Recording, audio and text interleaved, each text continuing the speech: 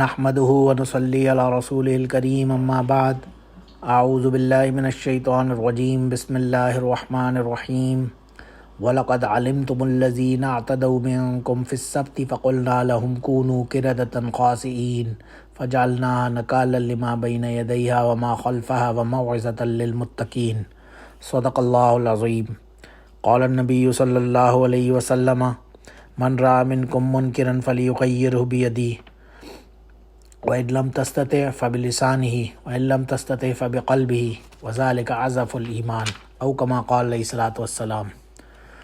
بسم اللہ الرحمن الرحیم۔ اللہم صل علی محمد وعلی آل محمد کما صلیت علی ابراہیم وعلی آل ابراہیم انک حمید مجید۔ اللہم بارک علی محمد وعلی آل محمد کما بارکت علی ابراہیم وعلی آل ابراہیم انک حمید مجید۔ اللہ سبحانہ و تعالیٰ نے ایک لوگوں کی مثال ہمارے سامنے قرآن پاک میں بیان فرمائی۔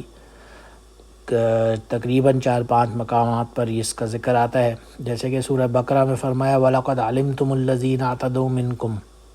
اور تم جانتے ہو most surely you know about those people who transgressed in the matter of سبت، سبات کہتے ہیں سیٹرڈے کو۔ فَقُلْنَا لَهُمْ، ہم نے ان سے کہا كُونُوا قِرَدَةً خَاسِئِينَ، تم بن جاؤ بدترین بندر، become ایپس، منکیز بن جاؤ تم لوگ، بڑے ہی دھتکارے ہوئے۔ فَجَعَلْنَاهَا نَكَالًا لِمَا بَيْنَ يَدَيْهَا وَمَا خَلْفَهَا، اور اس میں آس پاس کے لوگوں کے لیے جو ادھر کے رہنے والے تھے اس زمانے کے یا اس جغرافیکل لوکیشن کے، ان لوگوں کے لیے ایک عبرت تھی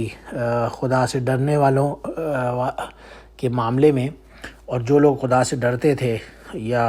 ایمان رکھتے تھے ان کے لیے اس میں بہت ہی نصیحت اور معزت کا سارٹ آف اللہ نے بیان فرما دیا۔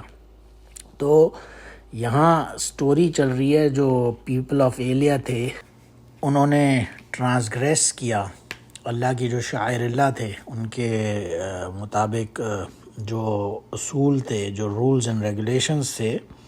ان سے ٹرانسگریس کرتے ہوئے جو سبت کا معاملہ تھا یا سبات کا ایشو تھا،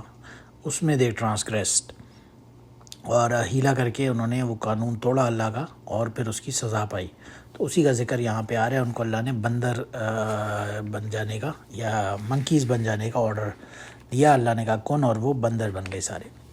تو یہ اس کا پیچھے بیک گراؤنڈ اس طرح سے ہے، یہ بیکاز جو بنو اسرائیل تھے یا جو جیوز تھے،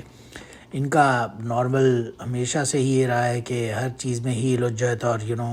ہر چیز میں پنگے بازی نکالنا۔ تو یہاں پہ بھی ایک سٹوری کے حوالے سے انہیں یہ یاد دلایا جا رہا ہے کہ رسول اللہ صلی اللہ علیہ وسلم سے خاص طور سے کہا کہ آپ ان سے کہیں کہ یہ تو اچھی طرح جانتے ہیں ان لوگوں کو، تو انہی کی سٹوری یاد دلانے کہ شاید یہ عبرت حاصل کریں اور یہ ہدایت پائیں یا ایمان لے آئیں۔ بہرحال اس کے پیچھے بیک گراؤنڈ یہ تھا کہ حضرت ابراہیم علیہ السلام کے زمانے سے ایک جیسے جو ڈفرینٹ اللہ کے جو شعائر ہوتے ہیں، نشانیاں ہوتی ہیں، ان میں ایک یہ تھا کہ جمعے کا دن یعنی یوم الجمعہ جو تھا، it was a secret day, جسے یوم العید بھی کہا جاتا ہے ہمارے ہاں حدیث وغیرہ میں۔ تو ابراہیم علیہ السلام سے آنورڈز یہ یوم الجمعہ ہی یا فرائیڈے کا جو دن تھا یہ سیکرٹ تھا، اور فردر آن ان کے پھر 2 بیٹے تھے جن میں حضرت اسماعیل اور حضرت اسحاق علیہ السلام، ان سے آگے بھی یہ اسی طرح چل رہا تھا معاملہ۔ لیکن حضرت اسحاق علیہ السلام کے جو بیٹے تھے یعقوب علیہ السلام، جنہیں اسرائیل کہا جاتا ہے، ان کی جو اولادیں تھیں یعنی بنو اسرائیل، ان لوگوں میں آگے چل کے انہوں نے جب موسیٰ علیہ السلام کا ٹائم آیا تو ان سے ایک سارٹ آف بلا وجہ میں یہ ایک ہیل حجت نکالی کہ نہیں، ہمیں یہ فرائیڈے نہیں بلکہ ہمیں سیٹرڈے کا دن جو ہے وہ سیکرٹ بنا دیا جائے ہمارے لیے۔ تو انہوں نے یہ بار بار اصرار کیا موسیٰ علیہ السلام سے، اور موسیٰ علیہ السلام نے پہلے تو انہیں ظاہر ہدایت فرمائی کہ وہ اپنے اس غلط اصرار سے باز آ جائیں، and there is no point of this، مگر بہرحال وہ اڑے رہے اور بار بار انہیں اصرار کرتے رہے اور انسسٹ کرتے رہے کہ فرائیڈے کی جگہ سیٹرڈے ہونا چاہیے۔ تو پھر اینڈ میں اللہ تو سبحانہ و تعالیٰ نے انہیں ایک سارٹ آف سبق دینے کے لیے کہہ لیں یا ایک سارٹ آف بہرحال ان سے کیا معاملہ ایسا کیا کہ ان سے جمعے کا دن واپس لے لیا، اور اللہ نے ان سے کہا کہ اس بیجا اصرار کی وجہ سے ایز اے رزلٹ میں یہ جمعے کی سعادت اور برکت ان سے واپس لیتا ہوں، اور ان کی جو یہ ریکویسٹ ہے سیٹرڈے کو بنانے کی یہ میں ایکسیپٹ کر لیتا ہوں، لیکن ساتھ میں شرائط بھی تھیں کہ اس سیٹرڈے کے دن کوئی کسی قسم کی جو بائنگ سیلنگ، کوئی ٹریڈ، کسی قسم کی خرید و فروخت، زراعت، ایگریکلچر جسے کہتے ہیں، تجارت یا شکار وغیرہ، ہر چیز حرام تھی اس دن، یہ کچھ بھی نہیں کر سکتے تھے، یہ صرف بیٹھ کے اللہ کی عبادت کریں اور اللہ کے ذکر اور اذکار اور عبادت میں مشغول رہیں۔ That was the prerequisite of یہ سبات یا سیٹرڈے کا دن جو تھا ان کے سیکرڈ ہونے کا۔ اسی وجہ سے سورہ نحل کے اندر آتا ہے انما جعل السبت علی الذین اختلفوا فیہ وان ربک لیحکم بینہم یوم القیامۃ فیما کانوا فیہ یختلفون، کہ شورلی بے شک جو سیٹرڈے کا دن ان لوگوں کے لیے ہم نے مقرر کر دیا ہے، اپوائنٹ کر دیا ہے، جو اس کے متعلق یہ لوگ اختلاف فی یعنی جھگڑ رہے ہیں یا بلا وجہ میں اصرار کر رہے ہیں، لیکن وَإِنَّ رَبَّكَ لَا يَحْكُمُ بَيْنَهُمْ يَوْمَ الْقِيَامَةِ فِيمَا كَانُوا فِيهِ يَخْتَلِفُونَ، اور یقیناً اللہ ضرور قیامت دن ان کے درمیان فیصلہ کر دے گا جس کے متعلق وہ اختلاف کرتے تھے کہ حق کیا ہے باطل کیا ہے ایٹسیٹرا، جو ان کی ہیل و جد کا ایک معاملہ تھا ہمیشہ سے۔ تو موسیٰ علیہ السلام نے ان لوگوں سے سیٹرڈے یعنی سبت کے معاملے میں ایک میثاق لیا، پرومس لیا، کمٹمنٹ لیا کہ یہ اس دن اس کی جو حرمت ہے اسے برقرار رکھیں گے، اور اس دن سیٹرڈے کو یعنی عبادت الہی اور اسی میں مشغول رہیں گے، اس کے سوا جو بھی معاملات ہیں ان سب کو اختیار نہیں کریں گے، ان سے بالکل اوائڈ کریں گے انہیں، جنہیں اللہ نے ان پر حرام کر دیا گیا تھا۔ سورہ نساء کے اندر آتا ہے وَقُلْنَا لَهُمْ لَا تَعْدُوا فِي السَّبْتِ وَأَخَذْنَا مِنْهُمْ مِيثَاقًا غَلِيظًا، کہ ہم نے بنو اسرائیل سے کہا کہ سیٹرڈے کے بارے میں حد سے نہ گزرنا، لا تعدوا فی السبت یعنی سیٹرڈے کو میں ڈو ناٹ ٹرانسگریس، باقاعدہ انہیں پرٹیکولرلی آرڈر اسی وجہ سے دیا گیا کہ ایک تو تم نے فرائیڈے چل رہا تھا، ایک یوم الجمعہ اللہ کے نزدیک جو سیکرڈ ہے، اسے نہ مانتے ہوئے اصرار کر کے سیٹرڈے کروایا ہے، تو اب تم اس پہ قائم رہنا اور اس میں کوئی بھی کسی قسم کی ٹرانسگریشن نہیں دکھانا۔ تو بہرحال جو حد سے گزرنا تھا اس کے بارے میں اللہ نے ان سے ایک میثاق لیا، پرومس لیا موسیٰ علیہ السلام کے تھرو، اور انہیں اس کے متعلق بہت ہی سخت قسم کا عہد و پیمان لینے کے بعد اللہ نے بہرحال یہ دن ان کے لیے سیکرڈ مقرر کر دیا۔ ظاہر ان کے لیے سیٹرڈے تھا، بعد میں نصارہ کے لیے جیسے ہمیں ایک حدیث سے پتہ چلتا ہے حضرت ابو ہریرہ رضی اللہ عنہ کی کہ ازال اللہ عن الجمعۃ من کان قبلنا فکان الیہود یوم السبت وکان للنصارى یوم الاحد فجعل اللہ بنا فہدانا اللہ لیوم الجمعۃ فجعل الجمعۃ والسبت والاحد كذلك هم طبعا لنا یوم القیامۃ نحن الاخرون من اہل الدنیا والاولون یوم القیامہ، کہ اس حدیث میں مسلم شریف کی فرما رہے ہیں حضرت ابو ہریرہ رضی اللہ عنہ کہ رسول اللہ صلی اللہ علیہ وسلم نے فرمایا کہ ہم آنے والی امتوں یا لوگوں کے اعتبار سے we are the last of the ummahs, اور آخرت میں ہم سب سے مقدم ہوں گے، we will be the first one. اور اینی ویز ہمیں جو یہود کے لیے اللہ نے سیٹرڈے کا دن مقرر کیا اور نصارہ کے لیے سنڈے کا، اور پھر اللہ نے ہم کو دنیا میں بھیجا اور جمعے کے معاملے میں ہماری رہنمائی فرمائی، اور اسی طرح ہم نے جمعے کو چوز کیا، وی چوز یوم الجمعہ جمعہ to be our sacred day.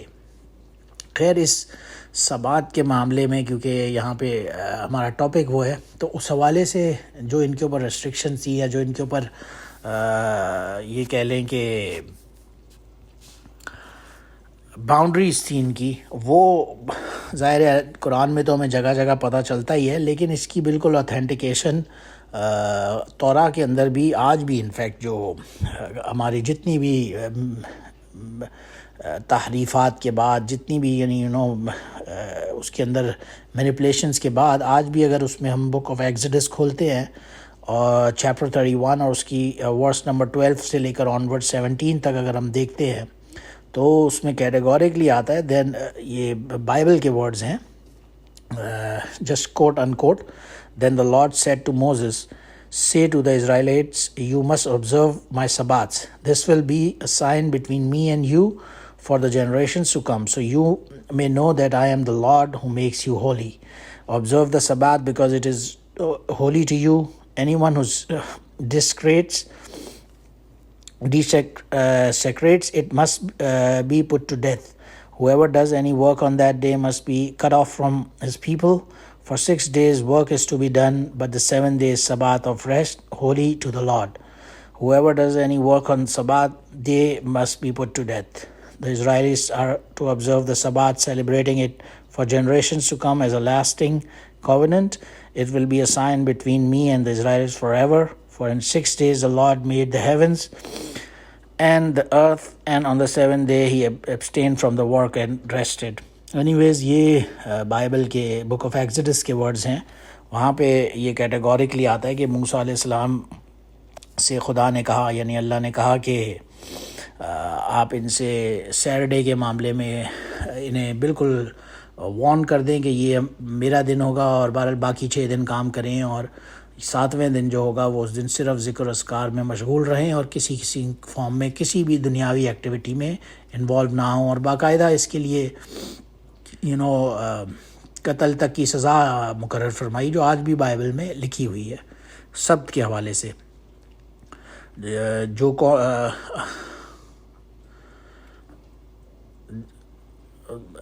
یعنی آج بھی ان کے لیے یہ جو سیکرٹ ڈے ہے، اس کے جو رولز اینڈ ریگولیشنز ہیں وہ آج بھی بائبل میں اسی طرح میں ملتے ہیں. خیر، تو ہمارا صرف مقصد یہاں پہ اسے ایز اے ریفرنس سورس صرف اسے نریٹ کرنا تھا. ہمارے لیے اصل تو ظاہر مقدم وہی چیز ہے جو قرآن و حدیث میں ہمیں ملتی ہے، اور وہ یہی ہے کہ سیٹرڈے کا دن اللہ نے، جیسے ہم نے سورہ نحل کی آیت میں پڑھا، تو اللہ نے سیٹرڈے کے حوالے سے سبات کے معاملے میں ان سے عہد لیا اور ایک میثاق لیا. بہرحال یہ جو قوم تھی، یہ ہوا کیا تھا واقعہ، اس کی ڈیٹیلز کچھ اس طرح سے ہے کہ یہ لوگ ریڈ سی یعنی بحر کلزم کے قریب آبادیاں تھیں. موسیٰ علیہ السلام غالباً جو بکس میں لکھا ہوا ہے رفلی ان بٹوین موسیٰ علیہ السلام اینڈ داؤد علیہ السلام، ان کے درمیان کا کوئی ٹائم تھا جب یہ بنو اسرائیل کی جو قوم تھی یہ ریڈ سی کے علاقے میں آباد تھی، بالکل they were by the waters. تو اس وجہ سے ان کا جو مین سورس آف فوڈ تھا وہ مچھلی ہوا کرتا تھا. they used to fish. that was the main source of کھانے پینے کی. تو یہ لوگ 6 دن مچھلی کا شکار کھیلتے، اینڈ دین 7th day جو یوم السبت تھا، اس دن یہ عبادت الہی میں اپنے آپ کو مشغول کر دیتے، اور اس دن کوئی بھی شکار نہیں کرتا کیونکہ ان پہ یہ بین تھا، حرام تھا کرنا شکار. تو یہ لوگ کیا کرتے ہیں کہ یہ کچھ دن تو یہ ایک عرصے تک تو چلتا رہا معاملہ، لیکن بعد میں انہوں نے دے نوٹس کہ even the fish has notice that these people don't fish on Saturdays. So what the fish would do is کہ نارمل ڈیز میں وہ پانی کی تہہ تک بالکل ڈاؤن اس کی زمین تک چلی جاتی، اور سیٹرڈیز کو وہ باقاعدہ اوپر سے بالکل ایمپل نظر آنا شروع ہو جاتی. تو انہیں شکار کے جب لالچ آئی کہ سیٹرڈے والے دن اتنی فش اویلیبل ہے اور باقی ڈیز میں جب ہم جاتے ہیں تو اویلیبل نہیں ہوتی، گویا ان کا ایک ٹیسٹ تھا کہ ان دنوں میں جب یہ ان کو الاؤڈ تھا تو اتنی فش ایمپل اویلیبل نہیں ہوتی تھی، یا یہ کہ سب کے سب ان 6 دنوں میں ہی کر رہے ہوتے تھے، اور سیٹرڈے کو کیونکہ کوئی بھی فش نہیں کر رہا تو وہ بہت زیادہ ایمپل اویلیبل ہوتی تھی، پانی میں نظر باقاعدہ تہہ تک، یعنی اس کے بالکل اوپر سرفیس پہ نظر آ رہی ہوتی تھی. تو these people what they did is, انہوں نے ایک ہیلا کیا کہ یہ لوگ جمعے کے دن جو کلزم تھا، یہ جو پانی کا جو بحر کلزم جسے ریڈ سی ہم سمجھتے ہیں، جو ریڈ سی کے قریب یہ لوگ گڑھے وغیرہ ہولز کھود لیتے تھے، اور اس میں ایک سارٹ آف کنالز یعنی نہروں کی سارٹ آف پانی سے لے لیتے، اور جیسے ہی یعنی سیٹرڈے ہوتا تو وہ انہیں کھول دیتے، اور وہ پانی سارا جا کے فش سمیت گڑھوں میں ان ہولز میں جمع ہو جاتا. اور پھر سیٹرڈے کو فش تو نہیں کرتے تھے ان اٹ سیلف، بٹ انہیں ٹریپ کر لیتے، اور پھر سنڈے کو جب سیٹرڈے گزر جاتا تو اس ان ہولز میں سے ایزیلی وہ فش نکال کے اور کنزیوم شروع ہو جاتے. پھر کچھ لوگوں نے یہ سٹارٹ بھی کیا کہ اپنے جو ان کے فشنگ نیٹس وغیرہ تھے، جال کانٹے، وہ لوگ جا کے فرائیڈیز کو ہی لگا لیتے، ادھر پانی میں ڈال آتے، اور سیٹرڈے کو گھر سے انہیں نکالتے تو نہیں تھے، مگر سنڈے کو جا کے وہ اپنے جال اور کانٹے جو بھی تھے وہ نکالتے، تو اس میں ایمپل فش اویلیبل ہوتی۔ بہرحال یہ ایک ہیلا انہوں نے تلاش کیا کہ ہمیں سیٹرڈے کو اللہ نے منع کیا ہے فشنگ کرنے سے، ہم سیٹرڈے کو تو فش نہیں کر رہے، یعنی ٹیکنیکلی بات ہیلا اس طرح کا تھا کہ جس چیز سے منع کیا ہم وہ تو نہیں کر رہے، لیکن ہم اسے مینیپولیٹ کر رہے ہیں اس بات کو۔ بہرحال ان میں کچھ ایک جماعت تھی جو کہ بہت ہی سعادت مند نیک اللہ والے لوگ تھے، انہوں نے انہیں منع کیا کہ بھائی ایسا مت کرو، یہ اللہ کی غیرت کو للکارنے والی بات ہے، جب اللہ نے ایک چیز سے منع کیا ہے تو تم لوگ کیوں اس میں ہیل حجت نکال رہے ہو، اور کیوں بلا وجہ میں ہیلا نکال کے ایسا کام کر رہے ہو۔ اور بہرحال انہوں نے منع کرتی، جو امر بالمعروف اور نہی عن المنکر کا جو فریضہ ہے، جو کہ آج بھی ہماری قوم کے اندر بھی کنتم خیر امت اخرجت للناس تأمرون بالمعروف وتنہون عن المنکر، کہ تم لوگ بہترین امت ہو کیونکہ تم اچھائی کی طرف بلاتے ہو اور برائی سے روکتے ہو۔ یہ امر بالمعروف اور نہی عن المنکر کا جو فرض ہے آج بھی ہم پر، یہ وہ قوم ان میں لوگوں میں بھی ایک موجود تھی، ایک جماعت موجود تھی، کچھ سرٹن گروپ آف پیپل جو انہیں منع کرتے تھے اس چیز سے۔ پھر بہرحال یہ لوگ تو منع نہیں ہوئے، شروع میں انڈیویجول طریقے پہ انفرادی طور پر اپنے اپنے طور پہ کرتے، پھر بعد میں ایز اے گروپس دیدہ دلیری کے ساتھ یہ اس اللہ کے آرڈر کو مینیپولیٹ کرتے، اور غلط طریقے سے جا کے فرائیڈے کو فش کے جالز نیٹ اور وہ گڑے کھود کے اور سنڈے کو فش کرتے، اور کہتے کہ جی ہم نے سیٹرڈے کو تو نہیں کی۔ تو یہی وہ وجہ ہے پھر جب فائنلی اللہ کا آرڈر آیا سورہ بقرہ میں جو ہم نے تلاوت کی، کہ اللہ نے انہیں کہا کہ کونوا قردۃ خاسئین، ہم نے کہا کن، اور یہ لوگ بدترین بندر بن گئے، ایپس کی شکل میں انہوں نے اختیار کر لی۔ تو یہ جو گروپ تھا جو انہیں منع کرتا تھا اس چیز سے، اس کے بارے میں بڑی ڈیٹیل میں سورہ بقرہ میں ہی آتا ہے، وَاسْأَلْهُمْ عَنِ الْقَرْيَةِ الَّتِي كَانَتْ حَاضِرَةَ الْبَحْرِ إِذْ يَعْدُونَ فِي السَّبْتِ إِذْ تَأْتِيهِمْ حِيتَانُهُمْ يَوْمَ سَبْتِهِمْ شُرَّعًا يَوْمَ لَا يَسْبِتُونَ لَا تَأْتِيهِمْ كَذَلِكَ نَبْلُوهُم بِمَا كَانُوا يَفْسُقُونَ وَإِذْ قَالَتْ أُمَّةٌ مِّنْهُمْ لِمَ تَعِظُونَ قَوْمًا اللَّهُ مُهْلِكُهُمْ أَوْ مُعَذِّبُهُمْ عَذَابًا شَدِيدًا۔ ایک ان گروپ کے اندر بھی جو امر بالمعروف اور نہی عن المنکر کر رہے تھے، ان کے اندر بھی آخر میں فردر جب بعض لوگوں نے دیکھا کہ یہ لوگ تو باز آ نہیں رہے، یہ تو اسی طرح سے فش کر رہے ہیں، تو ہمارے کہنے کا فائدہ کیا تھا، انہوں نے باقی لوگوں سے بھی کہا کہ چلو ہم یہاں سے چلتے ہیں، اور ایگزائل their own selves، وہ وہاں سے چلے گئے۔ انہوں نے بعض لوگوں میں سے انہوں نے کہا کہ انہیں کچھ نصیحت کرنے کا فائدہ تو ہے نہیں،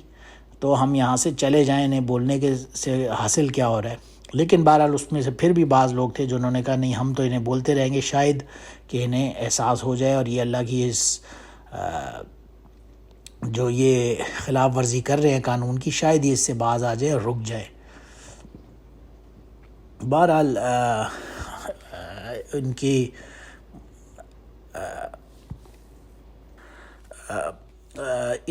واعظ نصیحت، اس دعوت کے باوجود یہ جو لوگ تھے علاقے جو شرارتی لوگ، انہوں نے یہ باز نہ آئے،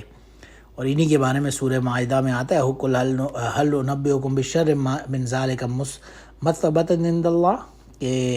should I tell you about کہ قیامت کے دن اللہ کے نزدیک جزا کے اعتبار سے کون سب سے بدترین ہوگا، مثوبۃ عند اللہ، وہ کون ہوگا جو سب سے برے انجام کے لحاظ سے ہوگا، من لعنہ اللہ وغضب علیہ وجعل منہم القردۃ والخنازیر وعبد الطاغوت اولئک شر مکانا واضل عن سواء السبیل۔ یہ سورہ مائدہ میں ان کا آتا ہے دوبارہ ذکر، جن پہ من لعنہ اللہ، ان لوگوں پہ اللہ نے لعنت کی، اور غضب علیہ، اور ان پہ غضبناک ہوا، اور انہیں قردۃ بندر اور خنازیر یعنی کہ پیگز بنا دیا، سوائن بنا دیا، اور جو ان میں سے بتوں کو پوجنے والے بھی لوگ تھے ان کے بارے میں بھی آتا ہے۔ یہاں پہ ایک دوسری جگہ پہ بھی سورہ نساء میں آتا ہے یا ایھا الذین اوتوا الکتاب آمنوا بما نزلنا مصدقا لما معکم من قبل ان نطمس وجوہا فنردها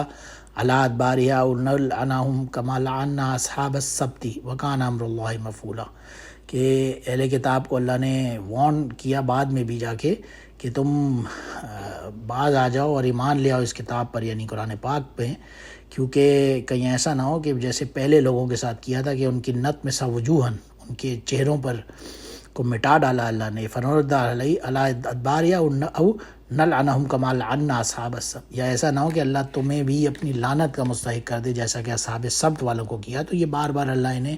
وارن کر رہا تھا بعد میں بھی آنے والے لوگوں کو۔ تو اینی ویز یہ جو بستی تھی جس کے بارے میں ہم نے دیکھا، القریۃ التی کانت حاضرۃ البحر، یہ بستی جو کہ بحر یعنی کہ سمندر کے کنارے تھی، جیسے کہ سورہ بقرہ میں آتا ہے۔ یہ کون سی جگہ تھی، اس کی جو جغرافیکل لوکیشن کیا تھی، اس میں بعض حضرات نے، جیسے حضرت عبداللہ بن عباس رضی اللہ عنہ کی ایک روایت کا سے پتہ چلتا ہے یہ مدین کا واقعہ ہے۔ دی اسٹوری واز اباؤٹ ایک جو جگہ مدین ہے وہاں کی۔ اور ابن زید رضی اللہ عنہ نے اس کے بارے میں جو تعیین کی ہے وہ فرماتے ہیں کہ یہ اس کا نام متنا تھا اور یہ مدین اور عینونہ کے درمیان کی کوئی جگہ تھی۔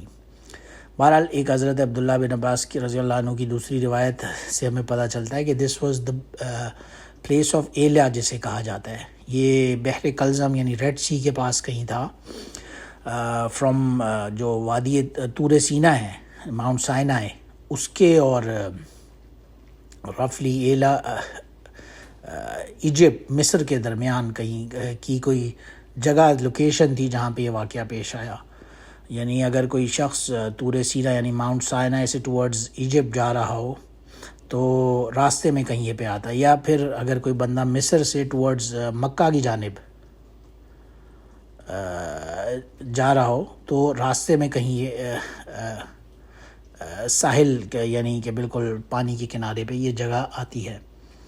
بہرحال ان لوگوں پہ اللہ نے لعنت فرمائی، اور ظاہر ہے ان کا واقعہ بڑی ڈیٹیل میں ہمیں قرآن کی اور تفاسیر وغیرہ میں ملتا ہے، لیکن سبق لینے کی بات یہی ہے کہ ان لوگوں نے کیونکہ ہیل حجت نکالی تو اس وجہ سے انہیں اللہ نے بندر بنا دیا۔ اور یہ کوئی ایسی بالکل بعید بات بھی نہیں ہے، لوگ کہتے ہیں کہ نہیں، بعض لوگوں نے کہا کہ نہیں، شاید ان کے صرف دلوں کو اس طرح سے کیا، یا ایک معنوی طور پہ کہا کہ بندر بن گیا، جیسے آتا ہے کمثل الحمار یسفارھا، لیکن ایسی بات نہیں ہے۔ جب اللہ نے قرآن پاک میں کیٹیگوریکلی جگہ جگہ کہہ دیا کہ ان نے بندر اور خنازیر بنا دیا، تو وہ ایسا ہی معاملہ ہمیں سمجھنا چاہیے۔ بعض اس میں فقہا مفسرین نے اور محققین نے لکھا ہے کہ ان میں سے جو نوجوان تھے، young people, they were turn to بندرز، اور جو بڑے تھے، بزرگ لوگ، بوڑھے، انہیں اللہ نے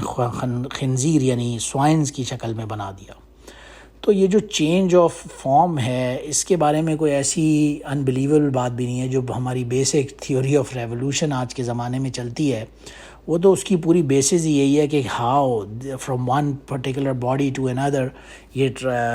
سلولی اینڈ گریجولی تخلیق ہوئی انسان کی، مثال کے طور پہ بندر سے یا چمپینزی سے جیسے کہتے ہیں، یا گوریلا سے، وہ سلولی منتقل ہو کر آج ہیومن فارم میں ہمیں ملتا ہے۔ تو اس تھیوری آف ریولوشن سے تو پتہ ہی یہ چلتا ہے کہ ایک فارم سے دوسری فارم میں چلے جانا، اس میں کوئی ایسی بالکل بعید اور انبلیویبل بات نہیں، اور اللہ کے لیے تو بالکل بھی امپاسبل نہیں ہے۔ اللہ نے کہا کن، اور وہ ہو گئے، اور وہ لوگ بندر بن گئے اپنے اس غلط ہیلے کی سزا کے طور پر۔ ظاہر ہے ہر شے کا ایک ری ایکشن ہوتا ہے، every action has an equal and opposite reaction. تو اسی طرح سے اگر جس طرح ایک ادنی حقیقت اعلیٰ حقیقت میں تبدیل ہو جاتی ہے، ایک انسان گوریلا یا چمپینزی یا بندر جو ہے وہ انسان بن سکتا ہے اگر اس تھیوری آف ریولوشن کے تحت، تو اس طرح کوئی ایک اعلیٰ جو بڑی حقیقت ہے یعنی کہ انسان، وہ کسی بندر میں دوبارہ کیوں نہیں ٹرانسفارم ہو سکتا؟ اس میں کوئی انبلیویبل سی بات نہیں ہے۔ اور بات یہ ہے کہ قرآن پاک میں تو جو بھی آتا ہے وہ سائنس الٹیمیٹلی مان ہی لیتی ہے۔ کہ کبھی کہتے ہیں کہ کہا جاتا تھا جی سورج کہ زمین کے گرد گھومتا ہے، کبھی کہتے تھے زمین چاند کے گرد گھومتی ہے، پھر دین فردر آن جب سائنس ترقی کرتی ہے تو وہ قرآن پاک کی ان ریالٹیز کو ماننا شروع کر دیتی ہے۔ جیسے کہ قرآن کہتا ہے فَكَسَوْنَا الْعِظَامَ لَحْمًا ثُمَّ أَنشَأْنَاهُ خَلْقًا آخر، جو تخلیق کی، انسانی تخلیق کے حوالے سے قرآن نے کہا کہ انہیں میں پہلے عظام، پھر لحم، پھر خلقنا آخر، جو ڈفرینٹ فارمز ہمیں انسان کی پیدائش کی بیان فرمائیں. جب فائنلی الٹرا ساؤنڈ آیا اور سائنس نے ترقی کی اور دیکھا تو اس سے یہی پتہ چلا کہ بالکل قرآن پاک نے جس طرح سے فرمایا اسی طرح سے ہی انسان کی تخلیق ہوتی ہے. اینی ویز اس میں ایک بات صرف یہ ہے کہ اللہ نے دو قسم کے لوگوں کا تو کیٹیگوریکلی قرآن میں ہی ذکر کر دیا. ایک وہ لوگ تھے جو امر بالمعروف کرتے تھے، انہیں منع فرماتے تھے کہ وہ لوگ صحیح رہے، اور جو لوگ نافرمان تھے، جنہوں نے سرکشی کی، ہیلا اختیار کیا، وہ لوگ بندر بن گئے. لیکن ایک وہ قوم اس کے اندر بھی تھی جو پہلے امر بالمعروف کیا انہوں نے، اور پھر وہ خاموشی سے سائیڈ لائن ہو گئے یا چلے گئے، یا انہوں نے پھر خاموشی اختیار کر لی. تو اس کے اوپر حضرت ابن عباس رضی اللہ عنہ ایک مرتبہ بیٹھے ہوئے اور قرآن پاک کی تلاوت فرما رہے تھے، اور پھر ان پہ گریہ طاری ہو گئی اور وہ رونا شروع ہو گئے. ان کے جو فیمس اسٹوڈنٹ ہیں اکرمہ رضی اللہ عنہ، وہ فرماتے ہیں کہ انہوں نے جب یہ دیکھا تو انہوں نے پوچھا ان سے کہ کیا معاملہ ہے، آپ کیوں رو رہے ہیں؟ تو انہوں نے یہی بات بیان فرمائی کہ میں یہی سوچ رہا ہوں کہ یار اللہ نے جو نافرمان تھے انہیں بندر بنا دیا، اور جو امر بالمعروف انہیں روکنے والے تھے ان کے بارے میں اللہ نے کہا کہ ہاں انہوں نے دیکھا کہ یہ لوگ بندر بن گئے ہیں، لیکن جو لوگ خاموشی سے سائیڈ لائن ہو گئے تھے، وہاں سے چلے گئے تھے، ان کا کیا معاملہ ہوا؟ میں ان کے لیے پریشان ہوں اور رو رہا ہوں. تو اس پر اکرمہ رضی اللہ عنہ جو تابعی ہیں، ان کے اسٹوڈنٹ تھے بہت ہی فیمس ابن عباس رضی اللہ عنہ، نے کہا کہ آپ اس معاملے میں پریشان نہ ہوں، مور شورلی یہ جو تھرڈ جماعت تھی یہ بھی نجات پانے والوں میں ہی ہوگی، کیونکہ قرآن میں ان کے متعلق آتا ہے کہ انہوں نے نصیحت جو کرنے والے تھے، امر بالمعروف کرنے والے تھے، ان سے کہا تھا کہ تم ایسی جماعت کو کس لیے نصیحت کر رہے ہو جس کی بدعمالیوں کی بنا پر خدا تعالیٰ ان کو ہلاک کرنے ہی والا ہے، یا کسی سخت عذاب میں ڈالنے والا ہے اللہ ان کو. تو ان کے متعلق قرآن نے اس تعبیر سے بالکل کلیئر بتا دیا کہ وہ ہلاک نہیں کیے گئے تھے، ورنہ تو ان کا ذکر بھی ہلاک ہونے والوں کے ساتھ ہی کر دیا جاتا. نجات پانے والے جو امر بالمعروف کرنے والے تھے ان کے ساتھ ان کا ذکر نہ ہوتا. ان کا ذکر ان کے ساتھ ہوا ہے، دیٹ مینز ان کا انجام بھی انہی کے ساتھ ہوا ہوگا یقیناً انشاءاللہ تعالی، کیونکہ آفٹر آل جیسے کہ ہم نے حدیث شروع میں تلاوت کی، من رأى منکم منکرا فلیغیرہ بیدہ، کوئی بھی برائی کو دیکھتا ہے تو اس پہ لازم ہے کہ وہ اسے اپنے ہاتھ سے روکے. وَإِن لَمْ تَسْتَطِعْ، اگر اس کے اندر یہ استطاعت نہیں ہے ہاتھ سے روکنے کی تو فَبِاللِّسَانِ، تو وہ زبان سے بول کر اس کو روکنے کی کوشش کرے. اور اگر اس کے اندر اس کی بھی استطاعت نہیں ہے تو فَلَمْ تَسْتَطِعْ فَبِقَلْبِهِ، پھر وہ دل سے اسے برا ضرور سمجھے. وَذَلِكَ أَضْعَفُ الْإِيمَانِ، تو یہ ایمان کا سب سے تھرڈ درجہ ہے. لیکن اس درجے کے تحت بھی پتہ یہ چلتا ہے کہ ان لوگوں کا بھی انجام ان کے ساتھ ہی ہوا، کیونکہ یہ ایٹ لیسٹ انہیں برا سمجھتے ضرور تھے. اینی ویز اس سے ہمیں جو دعوت اور تبلیغ کا جو معاملہ ہے، جو آتا ہے کنتم خیر امۃ اخرجت للناس تأمرون بالمعروف وتنہون عن المنکر، کہ تم بہترین قوم کیوں ہو؟ کیونکہ تم امر بالمعروف کرتے ہو، بھلائی کی طرف بلاتے ہو، اچھائی کی دعوت دیتے ہو، اور برائی سے روکتے ہو. تو یہ ہر مسلمان کے اوپر بھی لازم ہو گیا کہ ہمیں بھی ایسا ہی کرنے کی ایک نصیحت ملتی ہے اس واقعے سے. اور ان لوگوں کے اندر بھی جو سورہ مائدہ کی آیت سے پتہ چلتا ہے کہ اللہ نے جب لعنت کی لعن الذین کفروا من بنی اسرائیل علی لسان داؤد و عیسیٰ ابن مریم،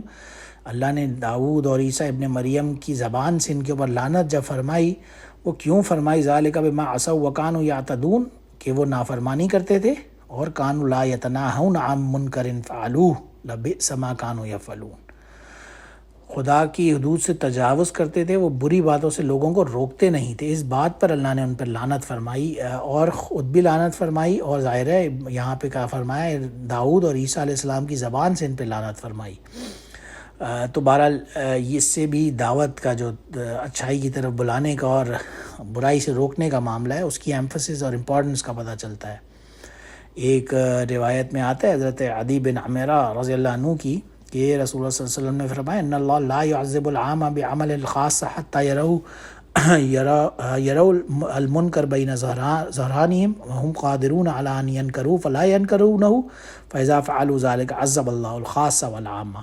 کہ جب اللہ تعالیٰ خاص لوگوں کی جو بدعمالیاں ہوتی ہیں، کوئی خاص ایک گروپ ہے، وہ لوگ کوئی سرکشی میں مبتلا ہیں، گناہ کر رہے ہیں، لیکن عام لوگ انہیں روکتے جب نہیں ہیں، اس پر اللہ کا عذاب آتا ہے۔ جب تک کہ وہ روکنے کی اگر قدرت رکھتے ہیں اور اللہ بالکل پھر بھی نہ روکیں اور دوسرے کو منع بھی نہ کریں، تو اس پر اللہ کا عذاب عام طور پر کلی آتا ہے، ورنہ کلی عذاب اللہ کا نہیں آتا، صرف جو سرکش اور نافرمان ہوتا ہے اسی پر اللہ کا عذاب آتا ہے۔ اور دوسری چیز یہ دیکھیں کہ ایک جو ان لوگوں کا میں یہاں پہ بتانے کا مقصد تھا اس پوری سٹوری کا، یہ لوگ کوئی ان اٹ سیلف بذات خود حرام کام نہیں کر رہے تھے، کام حلال تھا، مچھلی کا فش جو شکار تھا وہ حلال کام تھا، لیکن حرام طریقے سے کر رہے تھے، حرام کو حلال کرنے پہ لگے ہوئے تھے، یعنی جو حلال کو حرام اور حرام کو حلال بنانے کی جو صحیح یہ لوگ کر رہے تھے، اس وجہ سے ان کے اوپر اللہ کا عذاب آیا۔ یہ نہیں کہ ان اٹ سیلف فش کرنا یا مچھلی پکڑنا یا اس کا شکار الاؤڈ نہیں تھا، شکار الاؤڈ تھا، مگر اللہ نے جس چیز سے منع فرمایا یہ اس کی سرکشی میں ان کے اوپر عذاب کے مستحق یہ لوگ ہو گئے۔ ایک روایت میں حضرت ابو ہریرہ رضی اللہ عنہ کی فرمایا رسول اللہ صلی اللہ علیہ وسلم نے لا ترتکبوا ما ارتکبت الیہود فتستحلوا محارم اللہ بأدنى الحیل،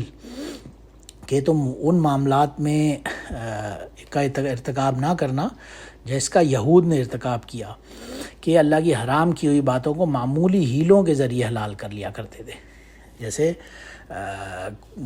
زکوٰۃ کا معاملہ ہے جی، آج کے دور میں سال پورا ہونے سے پہلے زکوٰۃ اپنا مال جو سیونگ ہے وہ نکال کے بیوی کے اکاؤنٹ میں ڈال دی کہ جی نہیں مجھے تو سال پورا نہیں ہوا، تو یہ کھلی ایک خلاف ورزی ہے گویا کہ والذین یکنزون الذھب والفضہ کی، کہ ہیلا کر کے ایک چیز ان اٹ سیلف تو حرام نہیں ہے ایسا کام کرنا، لیکن یہ بھی وہی کر رہے تھے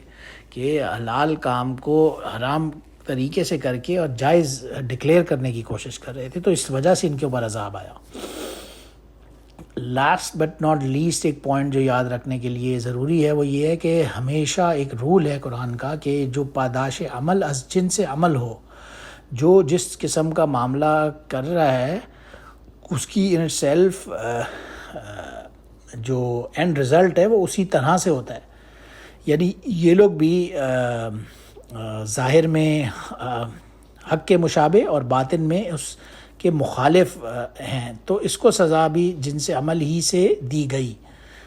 یعنی ظاہر میں تو حق بات ہے، یہ مچھلی کا شکار کر رہے ہیں، کوئی اس میں برائی کی بات نہیں ہے،